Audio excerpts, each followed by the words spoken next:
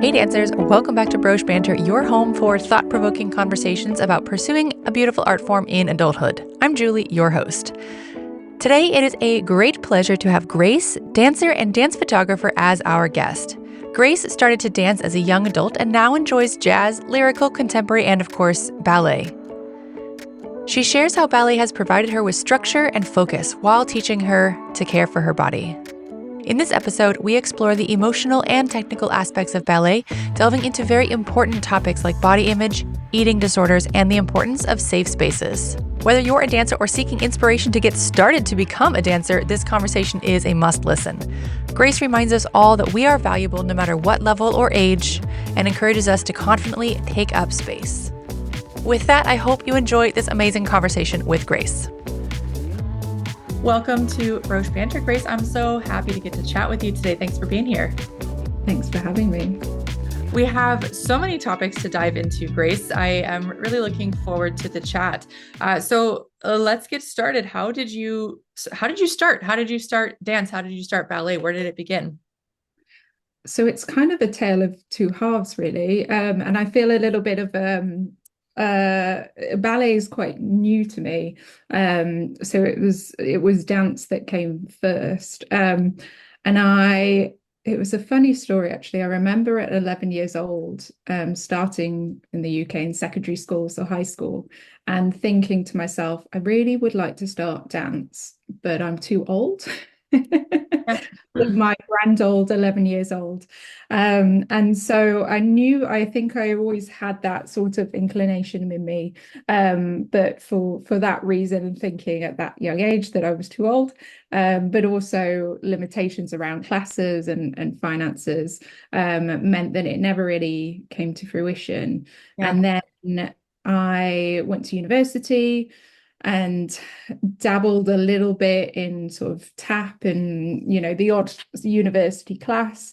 But it wasn't until I moved down to London after graduation that I say that I quite literally probably stumbled into Pineapple, which is one of sort of the main dance studios in London, and into Karen Estabrook's class, and just completely fell in love with it, really. So Karen continues to be a jazz teacher, and I was really, really lucky, I think, that I chose her class, because of how much her classes are based in technique and fundamental training.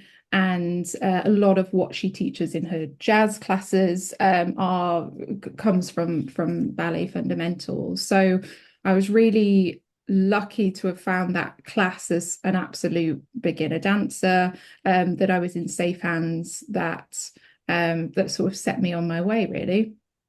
Why did you stumble in? Why would you call it that you stumbled? So did you trip and fall on their doorstep? What exactly happened there? I mean, I probably have fallen. If anyone's ever been to Pineapple, those stairs are so narrow and scary that I've probably fallen up and down them quite a few times. But I think it was sort of a curiosity. I think there was a lot going on in my mind of thinking, I never classed myself as a natural dancer, but then I really wanted to dance. And so it was like those two parts of me were sort of, and it's amazing how the mind does that to you, sort of stopping you from doing what you really want to do and pursue. And yeah, as I say, I mean, I owe a lot to Karen. I think, I mean, she's an amazing person, amazing teacher, and is still teaching at Pineapple to this day, 30 plus years later. Wow. And I'm really grateful for the depth of teaching that she does as well. She covers all different types of jazz, from contemporary to sort of more commercial, and then I say like, the ballet and the lyrical side of things as well, plays a big influence. And I think it was that exposure that really helped me sort of send me on my way. And yeah, I think but funnily enough, it took quite a few years of that to consider myself a dancer. Yeah. And it's funny because I think as an adult dancer who hasn't trained as a child, there's always sort of that fear of calling yourself a dancer because you haven't trained formally and you haven't started at the age of 2 and yeah, and I think also as well, particularly with ballet, there's a lot of gatekeeping in the industry, and so for those reasons, it took me a long time to say, oh yeah, no, I'm a dancer. It's not a dirty word. Yeah. So take me into what happened when you found pineapple. So, okay, so you had graduated from college, I guess you would call university. You graduated, you moved to London. You're what, 22, 23 years old, something along those lines. Did you have a career at this point? Were you looking for a career? Were you like, how was your life and like what led you to have the time and the effort, interest? Did you like open Google and type in where to dance? Like take me back to that time in your life, what it was like and what happened there. Sure.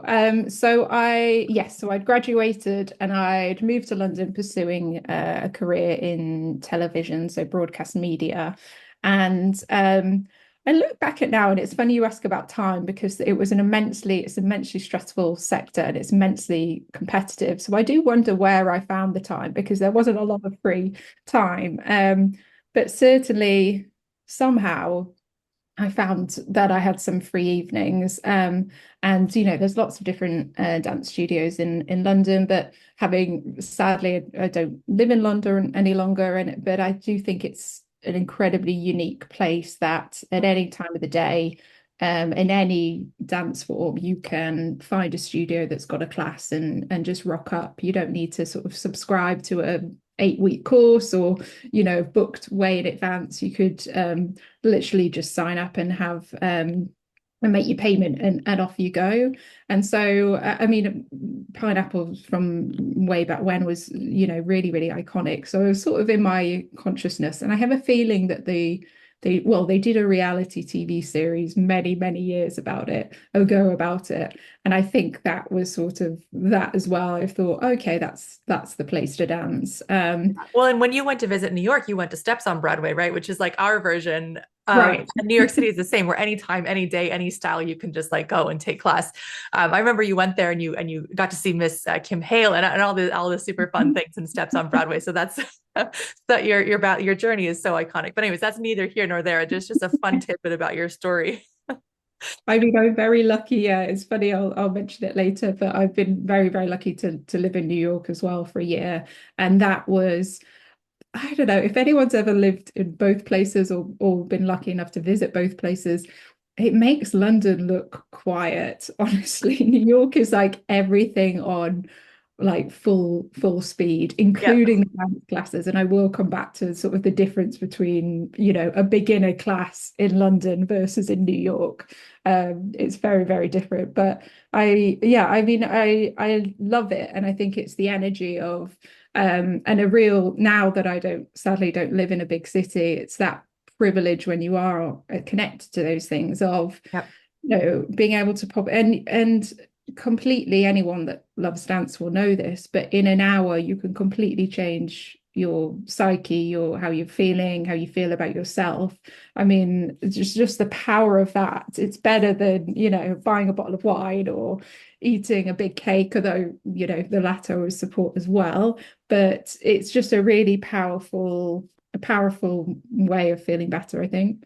Yeah, it sure is. And so you're okay. So at that time, you're in a very stressful job. You're young. You're trying to figure things out. I mean, I know at 22, sometimes we don't think we're young, but we're very young at that age and trying to figure out what's going on. So did you start dance because you were happy or because you were unhappy or because you were looking to fill something? Like I'm always curious, what did people go to try to become happier or because they were already happy and they wanted to be more? Like I'm curious what dance was for you at that time. Sure. I think there was two things going on really. So as I said, I didn't get to dance when I was younger, but I did do like local theatre. And so there was always this performance side of me. And at 18, I had the choice whether to audition for drama school or whether to do, the sensible engineering degree and sensible job. And for a number of reasons, I chose the latter. But I think there was always that sort of desire in me Mm-hmm. to perform and to have some space. And it wasn't that at 22 needed a big West End stage or a big TV series or film at that stage, but Yeah. I needed some outlet to feel like I was performing. And I in Kara's classes, it definitely felt like that. But the other side of it, I think, and I was thinking about this a lot recently about in the world of this idea, particularly being female, that of taking up space. Mm. Um, and I certainly grew up in a generation and in a society where there was very clear messaging around women and taking up space, or the fact that you shouldn't be taking up much space. And so it was really interesting actually, because the other side of things, I've also been lucky to work in the professional dance industry, but within sort of the operations and marketing side. And so I've seen firsthand how many sort of problems there still are around healthcare and support and mental health support, and eating disorders, and sort of very archaic, damaging views from certain people in the ballet industry about what a dancer should look like. But for me, I mean, I came to dance. I'd had an eating disorder for goodness, many, many years at Mm-hmm. that point, sort of 22. Um, and the opposite for me, actually, because I found something that I really loved, and I'd never been hugely active. I'd sort of absorbed messaging from sort of teachers, bullying teachers in my secondary school around, if you're good, quote unquote, good at sport, or whether you're bad at sport, and what that means and whether you should try. And I was sort of had many messagings that I was not good at sport, Right. so I shouldn't try. And so, um, and so for me, I finally, with dance and Karen's classes, I finally found something that gave me structure. It Yeah. gave me focus. And also it gave me a reason to look after my body. And so I had a choice. I thought, well, do I want to continue this damaging situation I'm in, or have I found something that I love more, that's arguably much, much better for me, and that gives me a focus and a reason to, look after my body. Yeah. Um, and the ironic thing, I think, with an eating disorder is that you always think that you're in control. And I think I can't speak for everyone that has had experience of it, but it can feel really attractive, because it feels like whatever else is going on in your life, that you have control over something, that you're the boss of it, and you're, you know, living your life the way you want to, when Mm. actually it's the complete antithesis. You're completely, being bullied by this horrific disease, and you're anything but in control. And I share that because I think when I started in class, well, dance firstly gave me a reason to eat properly, and give me a motivation for sort of, I wanted to get stronger, I wanted to get better, and so I have to, fuel my body in the right way, but also sort of slowly, it allowed me to feel like it was okay to take up space. I know that's a bit of a mouthful, but I Yeah. think you go into, and I still get triggers now, which is interesting many, many years later, that you can go into a class and be fearful of taking up space. Yep. And and there's always a class dynamic of, who are the regulars, who stands where, who might be the teacher's assistant, who's this, who's that. Um, but I think for me, and I wonder whether there's other people out there that feel this way, that for a long time I was scared of taking up space in the class, in the sense that, well, I'm not the most advanced, so I shouldn't stand near the front. Or, if somebody's following me and I get the choreography wrong, then oh my goodness, that's the worst thing ever. Or if, somebody's going to think I'm arrogant if I stand at the front and I'm not as advanced as they are, or there's lots of thoughts going through your mind, I think, in an open class, and it sort of feeds into this eating disorder, that this idea of not being afraid to take up space, sort of physically or mentally. Mhm. Yeah, and that is, I'm sure so many people listening to this will resonate with so many pieces of what you just said about the both the challenges with the eating, the desire for control, and then also, so interestingly, for so many adults, I do think dance is a reason to heal, where in many cases you hear about dance as the reason people get eating disorders, and I know that's still obviously happening. I mean, that's its own situation, that's its own problem. But for so many people who come to ballet or dance and fall in love with it as adults, it's like their reason to be healthy and to go to bed earlier the night before and to make sure they've packed snacks and to make sure that they're hydrating and to make sure they're taking care of themselves. Um, how did how did you, who convinced you to start trying? How did you decide to start trying? I mean, it's tough when you have that message. And I was also a not natural athlete, quote unquote. The kid really couldn't do anything and was the one who would be dribbling the basketball and kick it across the floor because, I couldn't hang on to it, right? So I know it was also for me a journey to start believing that I could try, and that if I tried and failed, it didn't mean that I should stop trying. So how did you make that? Was Karen a big part of that at Pineapple? How did that transition and shift take place for you? Yeah, absolutely. I think, as I say, I was immensely lucky to find her. And I think with teachers, there's a few things. I think there's, obviously every flavor of teacher out there, and it's always going to resonate with somebody. So I think not being afraid of picking and choosing till you sort of find your tribe, I think is really important. Um, and also finding people that match your energy and enthusiasm, because I think, and I still do, even, the occasional time when I can pop down to London and take Karen's class, like I'm there messaging, go, oh, have you heard this song? Oh, maybe you like this song for this week. I'm still the over enthusiastic student. And I think I was lucky that there was somebody that matched my energy, and I'm sure at times tolerated me as well. But the enthusiasm of just, this is new, this is something that's giving me focus, that is giving me structure, that is giving me a reason to try harder every week. And I think I was also really lucky with the community and the friendships that came through the people that came to her class.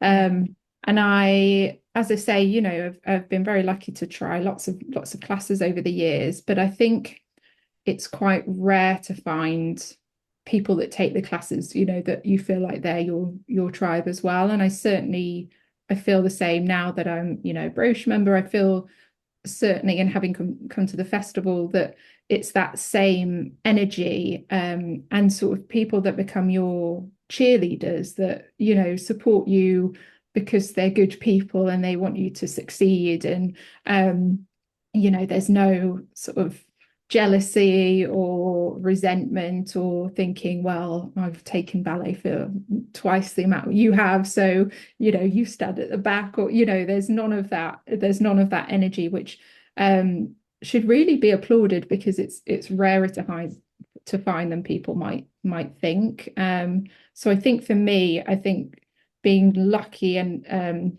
to have influential teachers, such as Karen, and then having the community around that people that have now become lifelong friends, and are just really dear, dear, dear people to me. And I think that's been that was the motivator to keep showing up. Hmm. Now, when we think about going back to some of your challenges with control and with the eating disorder, if you don't mind asking you a couple more Mhm. questions about that, it's so interesting that you were did you feel somewhere else that you needed to take control, or was it that you were willing to give up that sort of sense of having control because you liked this better? Like did something else, like, you know what I mean? Did you have to find something else to control? Were you then controlling of your dance journey, or like was that just like, okay, now I don't need that anymore? I'm curious how that manifested. Yeah, it's an interesting question because I think with dance, if I'm honest, it probably was a bit of both.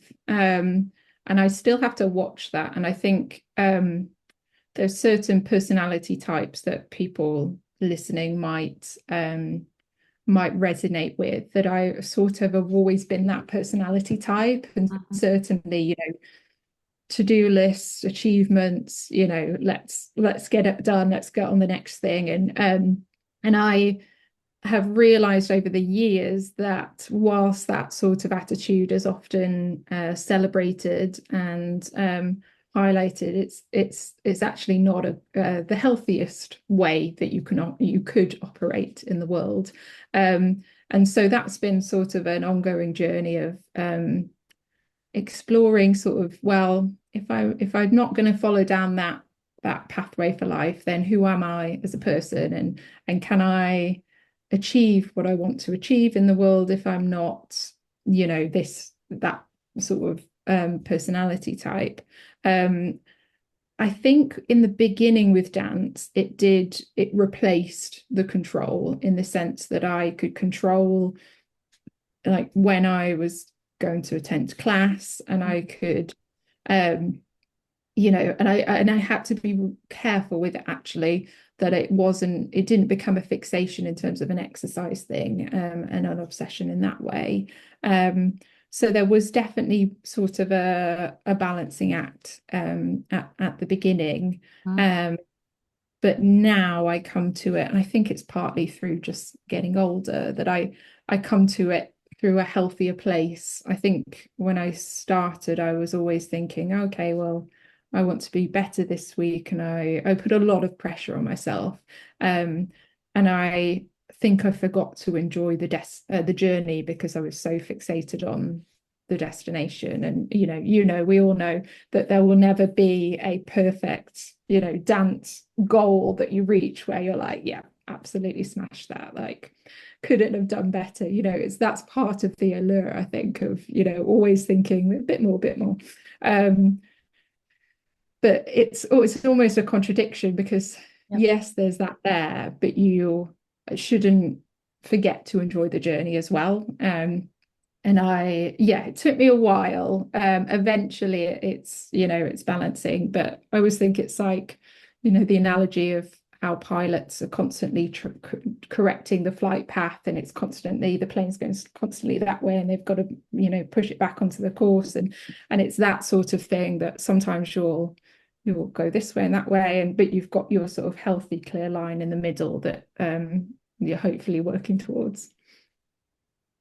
It's such a funny balance, isn't it? That there is an ideal, quote unquote, and there are goals and there are things you want to achieve. And how do you stay driven and curious and hungry while enjoying the process along the way? I think it's such a bizarre dichotomy, but it seems to me the older I get, the more that the sweetest things in life are those deepest dichotomies where you can really hold two very strange things, like a bittersweet thing, or like something that's very different, where it's like, yeah, you do want a lot from dance. And I think that's a good thing. Like, I think it's a good thing. And like you said, it gives you some motivation and some reason to keep working and something to work towards. But then, is it obsessive? Are you upset with yourself if you don't do it? And like, there is a healthy amount of upset to drive you there, but then there's an unhealthy amount that becomes belittling and discouraging and derailing. And so it's such a tricky balance. And like you said, I think in many ways, dance can attract people who want that sort of checklist type of Mm. thing. And yes, it's there, but be careful with it. Like if that's your vice, which for many of us it is, if that's your vice, be careful with it because you can really, you can dive into it in an unhealthy way. Right. And I to that point as well, the other I find dance a real contradiction that in the beginning I was just, and it probably played into the eating disorder, that I was obsessed with how things looked. Mm. So I was obsessed with how my body looked and how high my leg was. I had this really archaic view that I could call myself a dancer when I could do the splits on both sides. And if that was the case, then I still wouldn't be calling myself a dancer because that's certainly not the case. But it's interesting and I've only recently realized, and it sounds so maybe a little bit silly to say, but it's taken me a long time to realize that for me, dance should be as much about how it feels as how it looks. And I think that's a real contradiction in the sense that, of course, dance is a visual art. You go to see a show, if you see a ballet performance, you expect a certain height of leg and, all of that and how many pirouettes and all that stuff. But I think for me, it's a really exciting thing. And I think what you're doing at Broche and other sort of people that are really driving the adult ballet and adult dance world is it's really exciting because it's becoming something new. It's becoming different to traditional professional ballet training. And as I said before, I think there's lots of gatekeepers out there that are saying, thou shalt not pass. Don't, how dare you think you could call yourself doing ballet but actually it's really exciting because it's becoming something new and it's redefining what dance means and what dance can do for so many people. And I think with the body image is really important because we've all been told that a dancer, particularly both male and female, but particularly female dancers, that they should look a certain way, Yeah. that they should be a certain weight, and it's sort of reflected on the society. And I was before our podcast was thinking about the eating disorder and how many times people have given me unsolicited comments about my body, and I'm not really, it's not important whether they've said it's thin, fat, ugly or whatever. But it's the case that people, I'm thinking back, like my workplaces, like my manager has made comments about my body. I started a new job where I inherited a team, and a team member, a woman in her 50s, 60s, made a comment about my body within the first day that I met her, about my body weight. And people feel like they're entitled to make comments about your body. And it's completely obscene and inappropriate and not correct at all. But I think with coming back to for this sort of new era of adult dancing is really exciting because it's breaking those stereotypes, it's breaking the boundaries, it's making dance something else, and joyful and more about how you feel in your body. As I say, it's always that contradiction because of course you want yourself to look as your best, and that there's no shame in that. But I think I now come from a place of how does it feel first, Right. and then I'll watch the video back, and obviously the critical head will go, oh, my sickled foot, no, and all of that. But I look at it with softer eyes this time rather than thinking, well, my turnout there's no turnout there, so I'm not a dancer. And I think there's so much with this, with a couple of things with the ballet being or dance being a visual art. It is a visual art and it is an emotional art. Art Mm. is portraying how you feel to somebody else, right? That is a big part of what art is meant to do, right? Is to portray how you feel and what you're experiencing to somebody else, right? As a technical, like I think we often conflate the two things. Like ballet especially is a way to is a way, well, at least has become in the years where it's become much more athletic and perfectionist oriented, is a way to show how far a human body can go.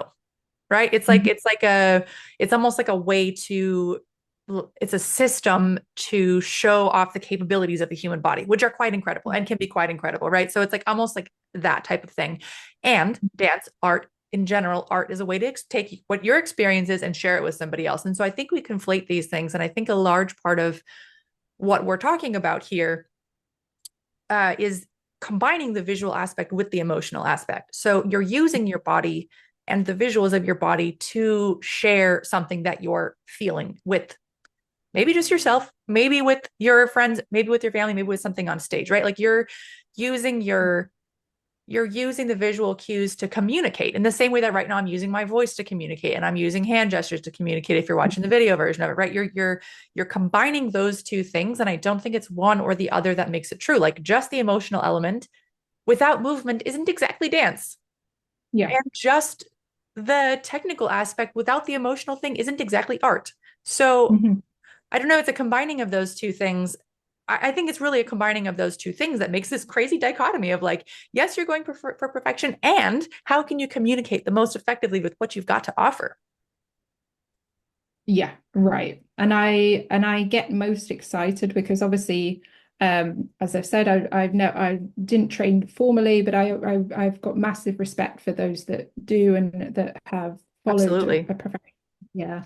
Yeah. Um, and while she was speaking, somebody came to mind. I take online, so Steps on Broadway do virtual classes. So when I'm in the city, I obviously try and go to as many real classes, but in-person classes, I should say. But I also do the virtual classes now that I'm based in the UK. And I take a brilliant contemporary class by Emily Bufford, who is, again, a brilliant teacher, really focused in fundamental technique and dance science, and creates a really inclusive, for her beginner class, really inclusive environment. And her assistant, Taylor, has been dancing since, oh my goodness, she's 2. She's now in her 20s, and is just technically incredibly proficient. Legs. I said to her, like, her extensions, they would have to remove my hip to like get my leg up to where she can do it. Like, she is incredible. But my point is, for me, if you took all that sort of high extensions and doing wonderful things, technically, if you took that away, for me, she would still be an incredible dancer because she has the emotional side as well. And she's got a real dancer's intelligence that she'll be given choreography and she will interpret. It will almost go through her body, and then what she performs is something so interesting. And I think that's really, and certainly when you're, an adult beginner dancer and you don't have the time and the money and the, luxury of a very young body anymore to sort of to quote unquote catch up to a certain level of technique. And you are looking for sort of inspiration from other areas. And I think with Taylor, it's so interesting, and I hope she won't mind me saying this, but the amount of times where I've been in a class with her and because she takes risks, and she'll fall over in the choreography, or she'll slip, or and and I think that's so interesting as a professional dancer, that she's still not relying, or sort of take sort of resting in the fact that she's very technically trained. She's still asking questions of herself, and she's still pushing herself, and as I say, she's still got this emotional side of her that I just, yeah, she's a glorious dancer, and a really, really wonderful person. And I think for me that's really interesting, and that's what inspires me, that the emotional side is as important as the technical side. And especially when you're thinking as an adult dancer, well, and if you're going to the ballet festival, asking yourself, well, what can I offer as a dancer? And the answer is so much because you're bringing your own life experience. And at the end of the day, it's not going to be about how high your leg was or whether you did 4 pirouettes, or it's about people resonate with the human aspect of what you perform. Yeah. I think it's so incredible and touching the inspiration from the emotional aspect and from the sharing it. And, I think there's so much to be said for how much more a person can improve physically than they think, and how much more they have to offer on the artistic side than they think. Like both are very true. And I think the joy of both like seeing how far you can take your body and also trying to share your story is like where you get the where you get the connection with the audience and where you get the connection with yourself, where you can kind of feel yourself getting to share a part of your story. I'm sure the pieces that you brought to the festival on the stage, I'm sure they were parts of your story. They were so deep and so meaningful, and the audience, was getting teary watching your pieces and so incredibly moved.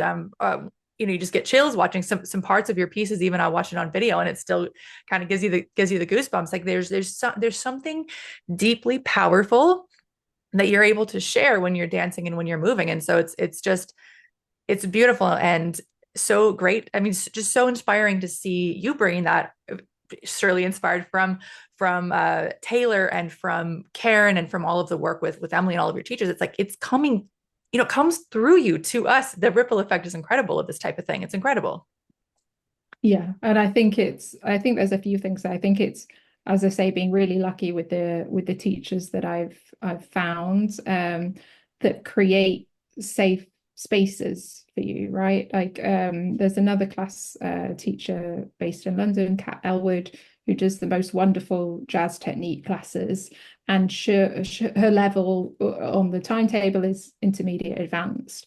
And when I was still in London, I sort of found the courage one day, don't know where it comes from, but to think I'm just gonna try this jazz technique class. Um, and again, she just created the most safe environment. And whenever I get a chance to go to that class, I'm often, the least experienced person in there. There's often, people that are 10 years younger than me that are in formal training and um do wonderful things, but it's really important that I don't feel less of a dancer because of that a teacher creates an environment where each dancer is valuable. It's not like, this dancer is paid this much, this one's paid twice as much, so they're worth more in this, we've all paid the same amount, right, to get into the class. And I think it's really important, and I've been very lucky to find teachers that support that. And certainly, and then, the silver lining of not living in London anymore is then finding Broche, right? So then finding that environment, which certainly with ballet, I had sort of dabbled a little bit here and there, but I didn't think ever that I really enjoyed ballet, or that ballet was for me in any way. And then, thankfully, the algorithm on social media did at least something good for once, that made me find Broche. And I share the same sentiment with yourself and the classes on Broche, that it is that safe environment, that you still want a teacher to push you, you still want corrections, but you want to feel like you're worthy of being in that class, and that you deserve, again, it comes back to taking space, that you deserve to take up space. And of course every dancer does, but not every teacher can really create that environment. Mm-hmm. Yeah, and I think that the word it's such a, as dance training shifts, I think sometimes the word safe is often thought of as soft. And I think Mm. that's a really interesting bit to explore. And even as a teacher, you kind of think about your own style. As you said, in the top of the episode, there's a teacher for every style. If you like the super harsh, demeaning, demanding type, you're going to be able to find them. Like they're there, right? There's a teacher for every style. And I think when it comes to the teaching style, I think when I think of the word safe, it's like you're there. There's you're safe to push them and they're safe to be pushed. Like in a situation where you're going to push someone and they're just going to shut down and close off, you're no longer able to reach them at all. Like it's over. If they shut down, it's over. And I think with people who are voluntarily giving you their money and using their spare time and their spare energy to come to your class, it's like always walking that line between how much you can push them Mm. with how like in the environment where they're going to enjoy being pushed and it's going to be useful for them, if that makes sense. Like I think that this safe space is like exactly that. You have to create a container in which they're going to enjoy receiving the difficult critiques that you have for them, right? You're going to have to Right. say, as a teacher, you're going to have to say difficult things to that student that they're not always going to want to hear. I mean, I guess you don't have to push people. You could just let them be, but I don't subscribe to that. So if you're going to push someone, sometimes they don't want to hear. They're maybe a little annoyed that their foot's still sickled, or like, it's like, oh gosh, I thought I was turning out. I was trying so hard. I can't believe I still wasn't doing it. Right. Like sometimes it's like, oh, like that. It's frustrating. And so I think it's like, for me, the word safe is like, I want people to feel safe to receive the difficult information that they need in order to progress. And it's like, then it becomes not difficult. It's just honesty and it's just helpful and it's there for them. It's not harsh. It's not negative. It's not a critique. It's just like honest feedback on how you see that they can improve. And I think that, you know, navigating that line is where I see it. And it's always a tough line to walk. Some people respond to a little bit more blunt. Some people need a little bit softer language and softer terminology. But to me, that's what that word means as a teacher. I'm curious how you define that word as a student, like this feeling safe in class. How does that feel for you? Not only in mine, but I'm curious in general. And you've taken a lot of dance classes. I think I think it comes down to trust at the end of Mm-hmm. the day, in the sense that if you can find a teacher or teachers that that you trust will give you the honest answer, but also trust that they're giving you this answer for the right reasons. Mm-hmm. Um, I think, and in London, there's a huge amount of dance classes, and I'm sure people will disagree with me on this, but I don't always think the best dancer makes the best dance teacher.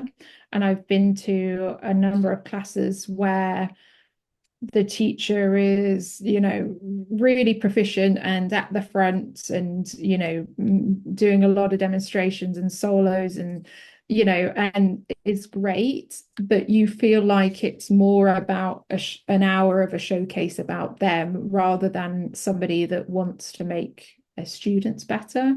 Yep. And so for me, it's safe means that you trust the teacher, and essentially the teacher trusts you. I mean, I think if you take the class seriously, you're, as you've said, you're giving somebody money, you're there on your own free will. The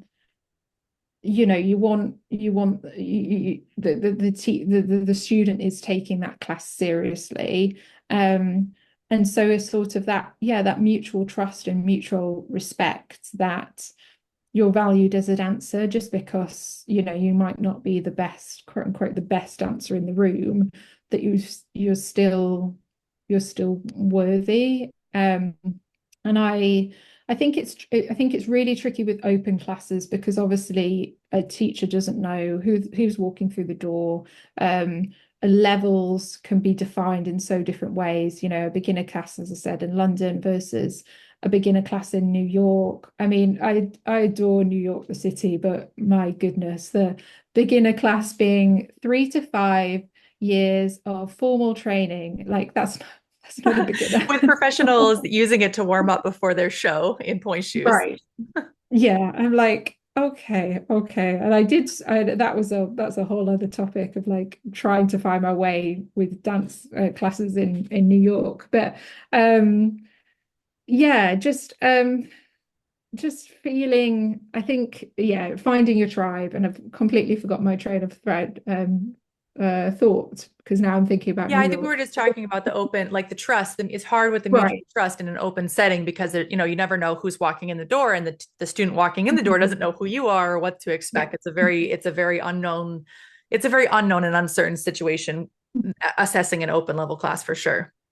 Yeah, yeah, and I definitely appreciate from a teacher point of view, it takes a specific special skill set, right, to adapt, to respond. You know, you might have a lesson plan in your head, and then somebody asks a question, and you think, oh, that's really interesting. Let me share my knowledge in this, or you're finding that the level they're struggling a little bit, or that they're seem bored, or there's lots of moving parts in that hour.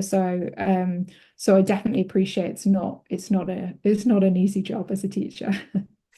Yeah, those can be tricky situations. I've found that as a teacher, one of the things that helps me feel safe in class, like I appreciate the idea of mutual trust. I think that's a really powerful term, and I've never thought of it that way from my perspective as a teacher, but it's very, very true. Like when I teach a class, I've found that for me, in order for me to continue to feel safe, the more specific the class description, the better, because then I know for sure that whoever shows up is game for what I have in mind that day.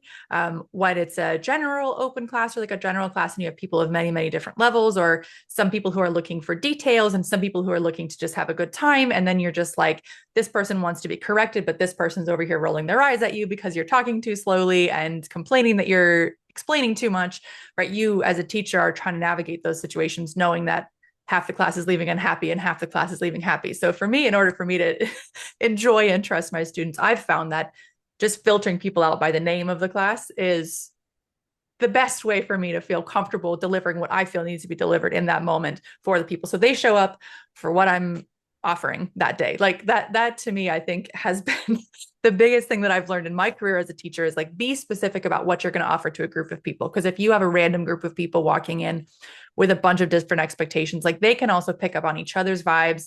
They can pick up when someone's bored, someone who's beginner can pick up if someone is annoyed that their questions are being asked. Like they pick up on that vibe with each other. And then as a teacher, you're just like nails on a chalkboard, especially if you're particularly sensitive to the vibe of your room. It's like that can be very, very intense for everybody. For everybody, it's just like nobody in that room is set up for success in that moment. Nobody. And like it starts at the programming level. It starts at what you put on that calendar and how well you communicate what to expect. It's like a movie trailer. You imagine you advertise a movie as a comedy and it ends up being a horror movie. Those audience members would be so unhappy that they sat through that awful movie. Wasn't Yeah. what they wanted. It would be terrible, and half would leave in tears. It would be awful. No, very, very true. So I want to get to ballet. There's one more there. I assume with ballet, you said it came in later in your life. It came in a little bit later. I think there's one, interesting point about ballet and body image that we especially see in the adult world. And I'm curious where this has been for you is like with your joints. So with adult bodies, they're obviously more formed. You can get a lot more flexibility as an adult than you think. However, there is a practical limit given that you have bones that have been formed, a pelvis that's been formed. Maybe you've given birth, maybe you've got whatever's going on, right? Injuries. So your joints have a practical limit. And there is such a value placed on hyperextension, banana feet, flat turnout, the perfect upper back, the perfect arabesque with that lower back spine. And some of these joint specific movements have a different set of body image challenges when it comes to being an adult, not just about weight or about how you look in a leotard, but like how your joints are built and how your feet look in point shoes. I think that this is a point of body image that brings people a lot of struggle when it comes to ballet specifically, because it has these sort of like lines and aesthetics that go along with it. So you started ballet at a certain Yeah. point. It was like maybe halfway through, like several years ago. When did you start? Um, Good question. So rewind a little bit. So I lived in New York, goodness, about 6 years ago now. And I quite frankly, I mean that city, as I say, is pretty intense. And I was on a special sort of visa, and I was on a stipend every month that was really, really hard to get by on financially. And so dance classes were like few and far between, especially at the big studios. They're like, $25 a class, it was just completely out of my out of my league really. And so I accidentally I forget how I feel like I found it on Groupon. I don't know. It's like a really sort of convoluted way, but found a little studio called the American Liberty Ballet. Oh yeah, Um, I remember eh, that studio. Yeah, I used to dance with a couple of those people when I would take it Alvin Ailey. oh my goodness. Yeah. Oh my God, it's a small world. Oh my Oh goodness. yeah, but they had it was such a it was such a great group of people. Anyways, that's so funny. Right. Yeah, no, exactly. And they at the time I've lost touch with what they're doing at the moment, but like they had a few classes in Manhattan and then some in New Jersey. And so and they were sort of price point were slightly more affordable. And so I did a few ballet and they obviously mainly specialize in ballet. So I did a bit of ballet then. Um, and because I came with I say the Karen Estabrook training of strong fundamentals and in that way they offered like a point class and I had never really considered ballet or point or any of that but but thought, wow, this is really fun. And wow, this is what me, like an adult could go on point. Like that's wild. And so yeah, so I did a few classes there and that's where I sort of dabbled in point. But then shortly after I had to move back to the UK because of my visa. So it never really took off. And then once I was back in the UK, I went back to Karen's classes and to sort of more jazz and lyrical and contemporary. And then it wasn't till yeah, again, I did sort of bits and bobs of points, but I think the other side of like as an adult beginner trying to find point classes that can teach you the fundamentals, like they weren't even in London, they weren't really a thing. They might be now, but certainly at that time, they weren't. And the classes I was doing, like the great thing about the American Liberty Ballet was, I forget their name, like Valerie and Joan, I think it was, brilliant teachers, like would literally lie on the floor while she would like coming up to point for the first time and like really study your feet. And so you felt safe and you were in safe hands. Whereas the London classes, there wasn't really a course or anything, and the teachers were a little bit more. They assumed that you had done point for many years, and because you're in a beginner point, it was more because you were warming up or you were returning to it rather than you were learning it for the first time. I see. So funnily enough, yeah, it wasn't till I moved away and then found Broche that I started a regular ballet class, a regular ballet practice, and uh, restarted. But it felt like starting for the first time in a way, starting point. And it was the first time. I mean, it's so funny and huge respect to you because it's the first time anyone has ever told me about toenails. And I remember watching your YouTube video about toenails and being like, this woman is like amazing and in the look in the best way possible, just like absolutely mad that she would do a video about toenails, like, and nobody's taught me about toenails before. And I say that with so much love, but I was like, this is wild that nobody else has done this. I've not come across this before. And so and then doing the point program, and I think I did it twice actually because yes, I had done those classes, but in London, but I'd never really understood what the mechanics was and what I should be feeling, and and I'd had a few sort of bad point shoe fittings in London, and I didn't know how to advocate for myself of saying what I needed, what hurt, what didn't, what sort of a good pain versus a bad pain, all the stuff that comes with starting point. Um, and yeah, hugely grateful to yourself and to Broche for sort of helping me understand point in a whole new way. And yeah, so I still feel very, very new to ballet. And I'd say, goodness, I don't know how long I've been doing Broche now, maybe a year and a half. But that's been a whirlwind in itself. And and yeah, that world is still very new to me. And ballet skirts and leotards and yeah, all that good stuff. And it's been immensely fun as well, which I think is really important. So fun. Oh my gosh, that's so funny, that video on toenails. But it's so important. If you don't know how to cut your toenails, you might be in a fine pair of shoes. And if your toenails are too long or you cut them wrong, you're getting ingrown toenails. That's hilarious. To me, it's like you have to tell people about their toenails. I felt You so, do. You're doing a you public do. service announcement because nobody told me before. And honestly, and I know it's weird, but every time I cut my toenails now, I'm like, I think of Thinking of you. me. Oh my gosh.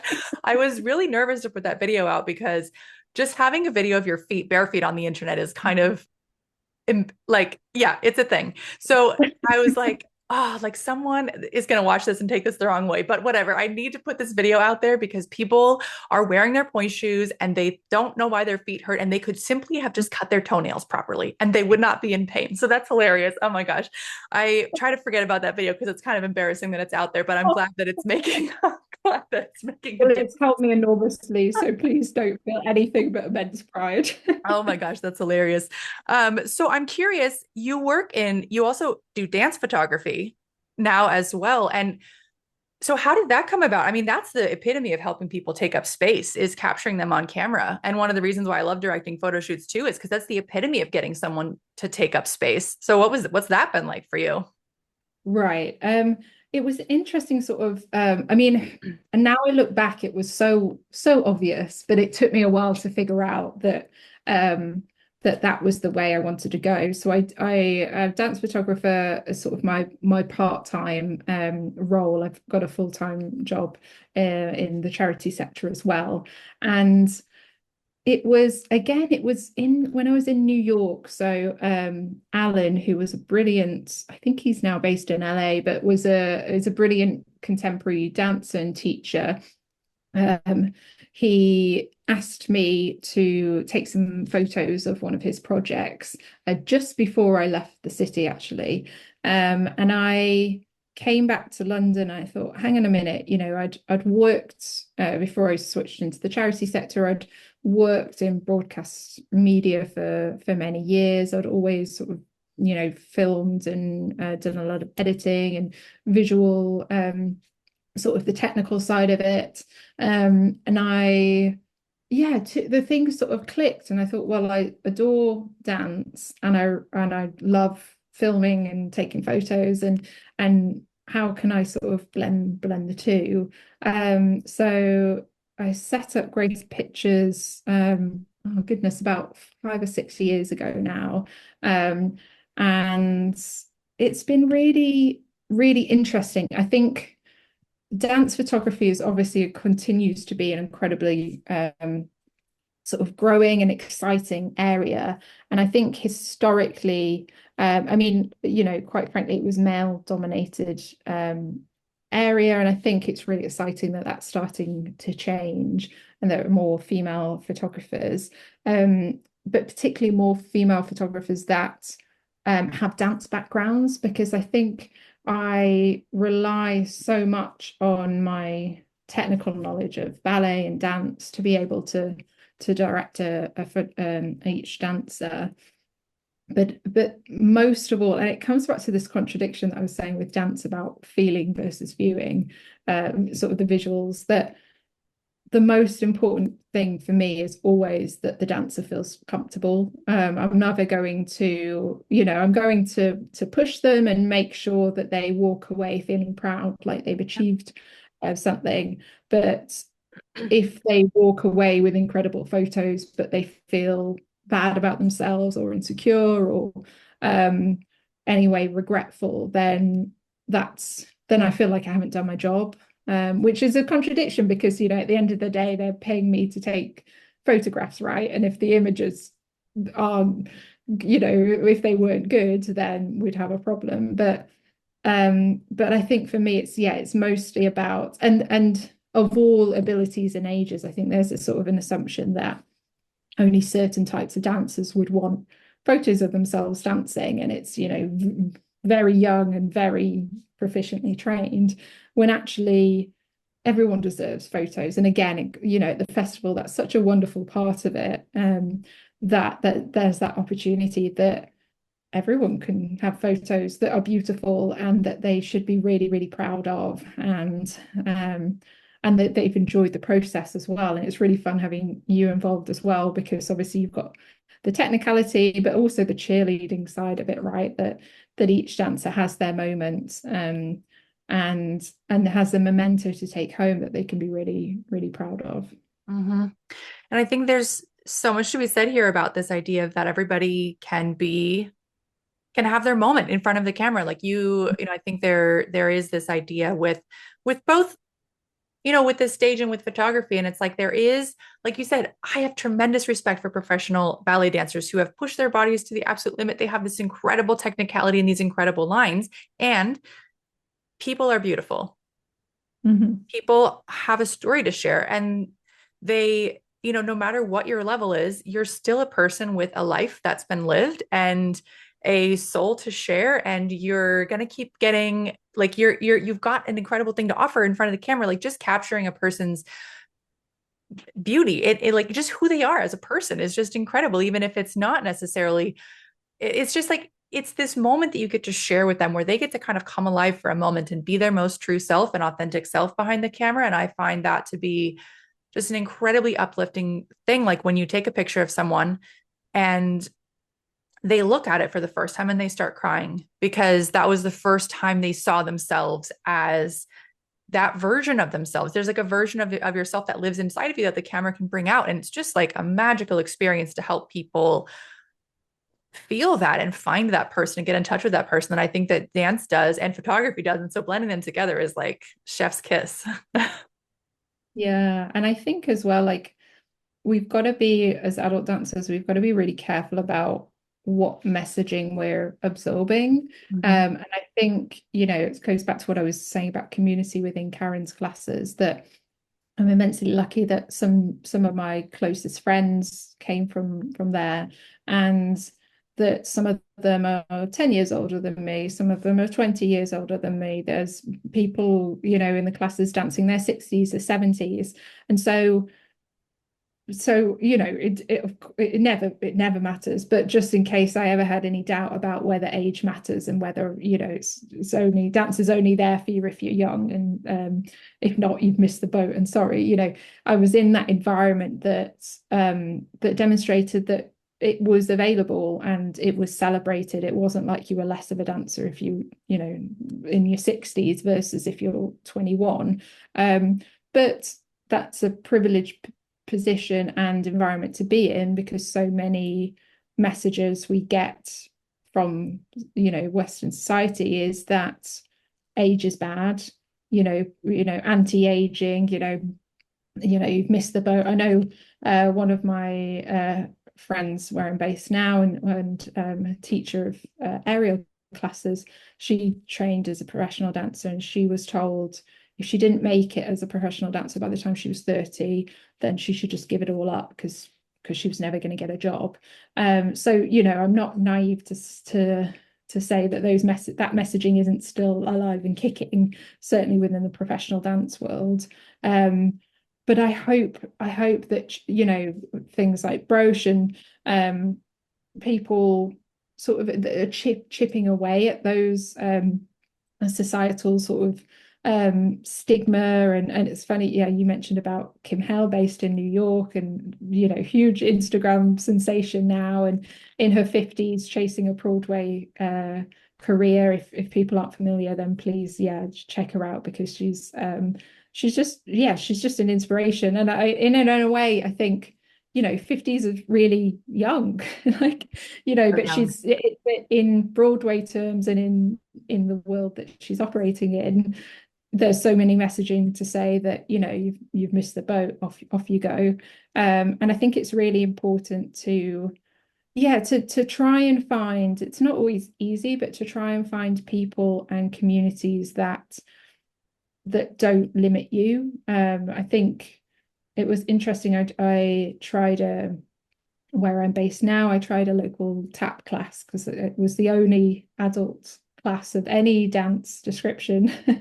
There's since been another one that's popped up, which is great, but that I could find in my local area. And I thought, okay, I'll give this a try. And it was sort of tagged onto a children's dance studio, as so many of these are. It was sort of, it just, it was a fine class, but it just felt like an afterthought for the children that got to do the big show and got to do the point classes. And and I thought, wow, if this I'm immensely lucky and grateful, because if this had been my only exposure to dance, then, and through, I'm not, throwing shade, it's not through the fault of the studio, they just have a different priority, which is the children. But if this had been my only experience of dance, then I would have absorbed really clear messaging about the fact that classes are more for like fun, social. They're not for actually getting better if you're an adult.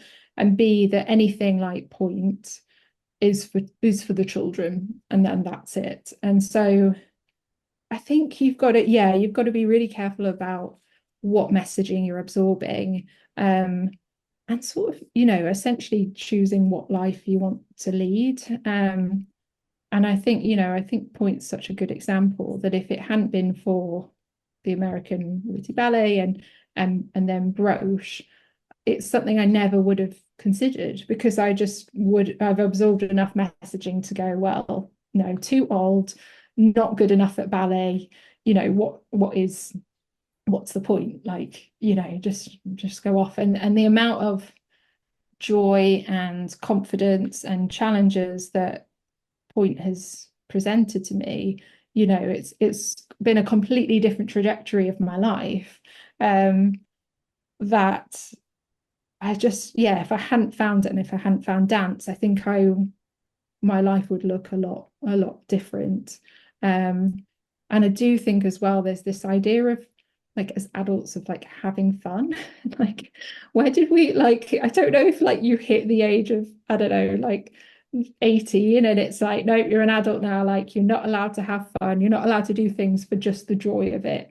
It has to be, to pay the bills or to look after children or to, serious job, further your career, or um and it's such an outlet. And I wish everyone could find their version of dance, because yeah, the joy of adults having fun and just doing. And I was thinking of that when I was at the festival this year, of like this is wild. Like I've spent a week just like taking dance classes and spending time with great people and getting to perform. And and like, how lucky are we to be able to do that? So I heard a quote recently that was like, if you're lucky, you're an adult for a lot longer than you're a kid. And so it's like you said, it's your life. Who gets to decide the kind of life that you have, and who gets to decide the type of fun that you get to have, and the types of enjoyment? Like obviously you have to, live your life. You have to figure out how to get food. You have to figure out how to, have a house and all of this stuff. But like within all of that, where's the things that bring us meaning and purpose and fulfillment and connection and joy, and like you said, an outlet and confidence and all these wonderful things that it brings us. So it's a huge part of life, and in some ways it's a very necessary part in conjunction with mm, everything else that's a part of it. It's one very important aspect of life, of adulthood, of being able to give back to other people, is that you're kind of cultivating your own sense of fulfillment and of wonder and curiosity and challenge and all the things that this type of thing brings us. It's amazing. right. And the bravery to put yourself out there, like, and I think for me, full I will be number one on the Julie fan club. Like I will be the founding member, because I think, like, you started something that wasn't really out there. And that, I'd love to hear more about your like origin story at some point, but we need a whole new podcast for that. But like, putting yourself out when maybe you weren't sure whether there was enough of a community out there, or enough demand, I think is really, yeah, is really admirable. And I think it's that feeling of when you step into a dance class, of doing it anyway and thinking, yes, I'm putting myself out there. Yes, I might feel silly. Yes, there might be people saying mean things about me, or all of those things.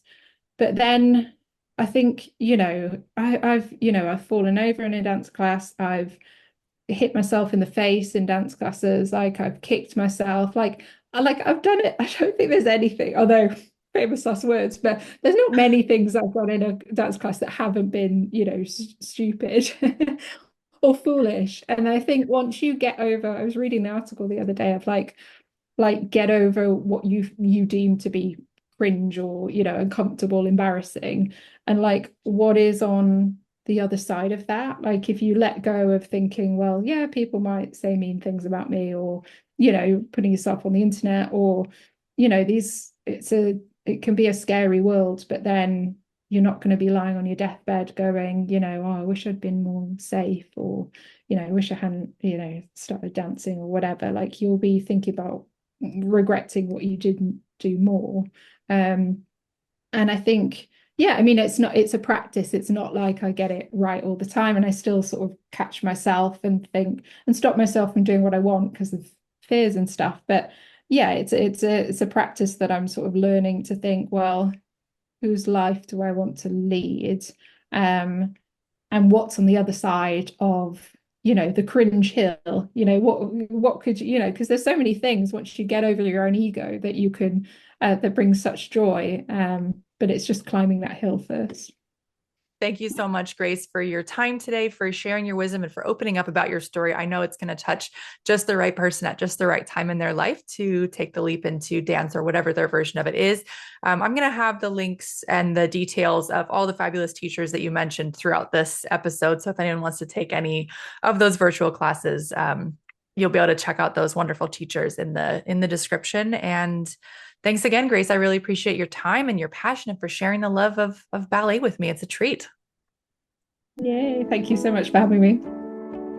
All right, dancers, that was the conversation with Grace. I hope you enjoyed it as much as I did in having it. If you'd like to check out any of the teachers that Grace mentioned, be sure to check out the show notes. I'll have all of the links to their information. If you'd also like to watch the stories that she shared on the stage at the International Adult Ballet Festival, I'll have those beautiful performances in the notes too. Thanks so much for tuning in this week. I'll be back in your ears next week with another amazing episode. And until then, I wish you very happy dancing.